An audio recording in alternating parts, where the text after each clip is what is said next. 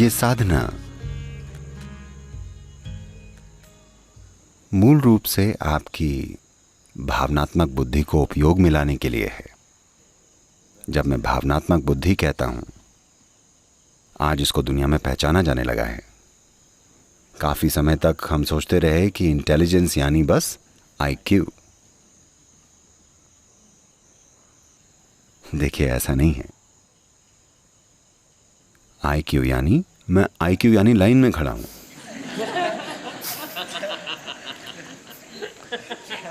यानी कि हमेशा किसी के पीछे हूं। बुद्धि का स्वभाव यही होता है। बुद्धि हमेशा नकल करने की और दूसरों से एक कदम आगे होने की कोशिश करती रहती है। किसी व्यक्ति से बेहतर बनने की चाहत भी किसी की नकल करना ही है ना? असल में हम बस बंदरों से थोड़ा बेहतर बनने की कोशिश में हैं। ये होता है विकास। Yes. ये बुद्धि का स्वभाव है। अभी आज ये ज्यादातर लोगों के लिए ऐसा है कि अगर उनके पास जानकारी का एक संग्रह न हो तो ये टूल किसी काम का नहीं है। सूचनाएं ना हो तो लोगों को पता ही नहीं चलता कि अपनी बुद्धि का इस्तेमाल कैसे करें। केवल जानकारी के साथ वो अपनी बुद्धि का इस्तेमाल कर पाते हैं। ऐसा भावनात्मक बुद्धि के स्वभाव के साथ नहीं है। इसे किसी जानकारी की जरूरत नहीं है। ये हर चीज को खुद में शामिल करके उसको जान सकती है। ये जीवन में अपने रास्ते महसूस कर सकती है। इसे लाइन में खड़े रहने की जरूरत नहीं है। इसे किसी के पीछे खड़े होने की भी जरूरत नहीं है। न ही इसे किसी से बेहतर होने की जरूरत है। ये बस A way of being involved with life. जीवन के साथ शामिल हो जाने का एक तरीका है। जीवन में शामिल होकर उसे जानना, न कि चीर फाड़ करके। बुद्धि और भावना के बीच यही अंतर होता है।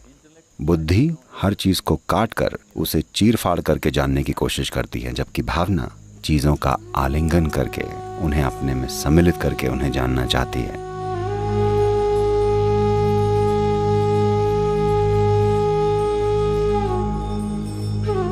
तो ये साधना मुख्य रूप से आपकी भावनात्मक बुद्धि को और ऊंचा उठाने के लिए है, क्योंकि ये चीजों को करने का इतना ज्यादा सरल तरीका है। अगर आप परम तत्व को चीरना फाड़ना चाहते हैं, अगर आप दिव्यता के टुकड़े करना चाहते हैं, ये अच्छी बात नहीं है और इससे आप कहीं पहुंचेंगे भी नहीं। सबसे अच्छा तरीका है गले लगा लेना। जब आप किसी को गले लगाते हैं तो आप खुद भी गले लगने के लिए तैयार होते हैं। नहीं तो ये नहीं होगा। केवल मैं आपको गले लगाऊंगा, आप मुझे गले नहीं लगा सकते। ऐसा नहीं होता है। जब मैं गले लगाता हूं तो मुझे भी गले लगा लिया जाता है। तो ये तरीका है दिव्यता को गले लगा लेने का, बजाय इसके कि आप दिव्यता की चीरफाड़ कर दें। तो असल में इस साधना का उद्देश्य बस यही है। भक्ति का मतलब बस यही है। भक्ति का उद्देश्य ईश्वर का विभाजन करना नहीं है। इसका मतलब ईश्वर के साथ नृत्य करना है, उनके साथ एक हो जाना है। मुख्य रूप से आपकी भावनात्मक बुद्धि को और ऊंचा उठाने के लिए है, ताकि आपकी अच्छे से जीने की क्षमता किसी और से बेहतर बनने पर निर्भर न हो। आपकी अच्छी तरह से जीने की क्षमता आपके अपने अंदरूनी स्वभाव की वजह से हो। इसलिए नहीं कि आप किसी से बेहतर हैं, तो आपको किसी को साबित करने की जरूरत नहीं है कि आप किसी से बेहतर हैं। आपको किसी से बेहतर होने की कोशिश करने की जरूरत नहीं है। ये होती है भावनात्मक बुद्धिमत्ता। इसमें कोई हायरार्की या पदक्रम नहीं है। लेकिन अगर इसमें बुद्धि घुस गई तो अगर आपने बोला प्रेम, वो पूछेगी कौन ज्यादा प्रेम करता है। ऐसा कुछ नहीं होता। क्या मैं ध्यानलिंग से ज्यादा प्रेम करता हूं या आप ध्यानलिंग से ज्यादा प्रेम करते हैं?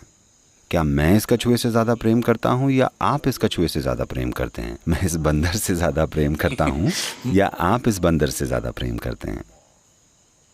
ये कोई नहीं तय कर सकता। ऐसा कभी नहीं।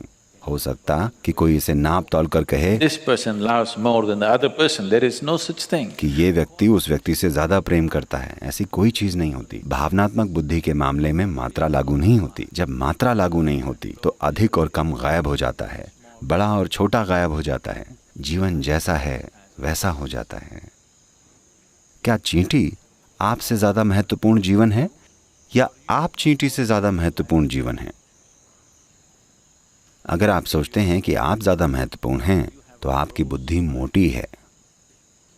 आप ये नहीं समझते कि चींटी अपने जीवन को उतना ही महत्वपूर्ण मानती है जितना आप अपने जीवन को मानते हैं, शायद ज्यादा ही। उसके पास ज्यादा हाथ पैर हैं, शायद वो ज्यादा काम की चीजें कर रही हो, वो आपसे ज्यादा ऑर्गेनाइज्ड है और हमें नहीं पता और क्या क्या। शायद उनकी जनसंख्या भी ज्यादा है। अगर आप उन्हें मतदान का अधिकार दे दे तो वो भारी बहुमतों से जीतेंगे। तो बुद्धि हमेशा एक चीज को दूसरी के खिलाफ खड़ी करने की कोशिश करती है। ये आपकी बुद्धि है जिसने टकराव पैदा किए हैं। It is your emotion which can bring this together. और ये आपकी भावनाएं हैं जो इन्हें एक कर सकती हैं। लेकिन अगर भावनाओं ने बुद्धि का अनुसरण किया तो भावनाएं भी एक जानलेवा टकराव बन जाएंगी।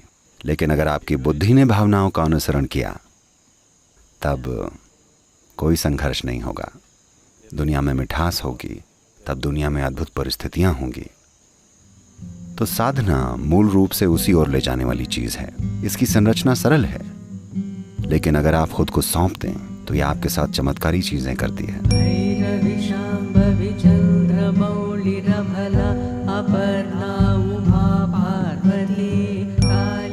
कई लोग हैं जो ये नहीं समझ पाते कि कोई इतनी सरल चीज इंसानों के लिए ऐसा कुछ कर सकती है, क्योंकि वो उसे काट छाट कर देखते हैं। अगर मैं आपको चीर दूं और देखूं, मान लीजिए आप एक बेहतरीन सिंगर हैं। वाह, आप कितना अच्छा गाते हैं, जरा देखूं तो आपके गले में क्या है। और मैं आपके गले को चीर डालूं और देखूं कि अंदर क्या है, मुझे वहां कोई संगीत नहीं मिलेगा, क्योंकि जीवन ऐसे काम नहीं करता। तो ये चीर फाड़ आपको उस जगह पहुंचा देगी जहां हर चीज अर्थहीन हो जाएगी। अगर आप अपनी बुद्धि को अपने जीवन के हर पहलू पर लगा देंगे तो आप हर चीज को अर्थहीन कचरे में बदल देंगे। बुद्धिजीवियों के जीवन में यही तो हो रहा है। उन्हें हर चीज व्यर्थ और बकवास लगती है। लेकिन अगर आप अपनी भावनाओं का सदुपयोग करें तो हर चीज कीमती और खूबसूरत हो जाती है। छोटी से छोटी चीज भी घास का एक तिनका कविता बन जाता है। यूं ही एक डाल का झूलना एक गीत बन जाता है। लेकिन अगर आपने अपनी बुद्धि लगा दी तो सब कुछ घटकर कूड़ा करकट बन सकता है। हर चीज बेकार बनकर रह जाती है। वहीं अगर आप अपनी भावनाओं का प्रयोग करें तो हर चीज शानदार बन जाती है।